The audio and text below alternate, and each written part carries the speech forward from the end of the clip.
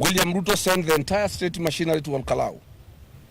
Cabinet ministers, principal secretaries, the government officials were more than the voters to campaign and camped in Olkalau for 3 months, bribing people and promising projects.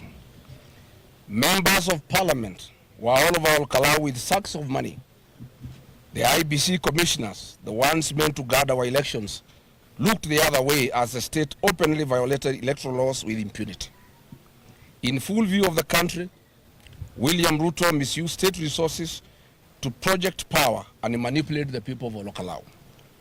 The people stood their ground and refused to be deceived. The supposed deep state and system cannot alter the fate of William Ruto in 2027. William Ruto brought violence and intimidation to Olkalau. He flooded one constituency with 2,000 police officers. He brought the infamous Sierra Squad to Olkalau, the one of the Wetima ECK church attack. In full view of the country, William Ruto had dating voters and trying to seize polling stations in attempt to wage war on his own citizens, attacking innocent people, queuing peacefully democratic right, and they were attacked by police thugs in hoods.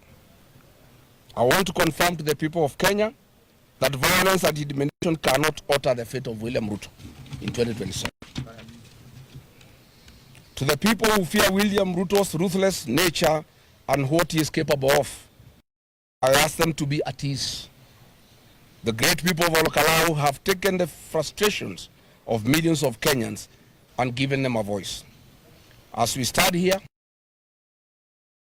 the general election, it is now clear beyond reasonable doubt that none of Ruto's dirty money, none of his capacity for violence can stand the test of a determined electorate.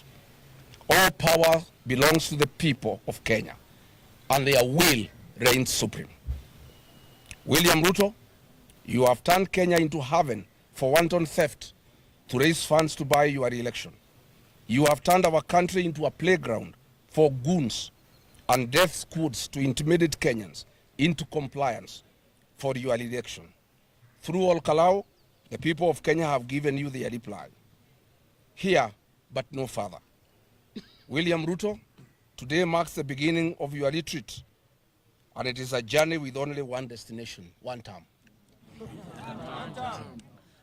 Yesterday was a tipping point for this country. The residents of Olkalau came out in overwhelming numbers to make their voice heard. We owe them our deepest gratitude for their dedication, their commitment, and above all, their resilience.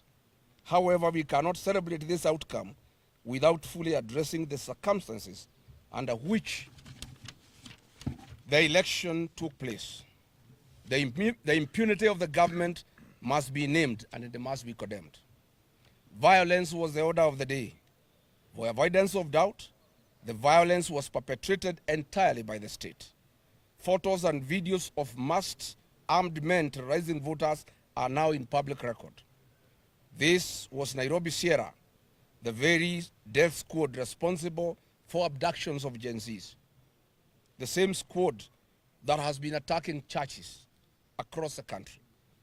Yesterday, this squad, together with goons and plainclothes police officers, stormed polling stations in a coordinated attempt to disrupt the counting. Amid the chaos of tear gas and gunfire, they intended to overturn the will of the people.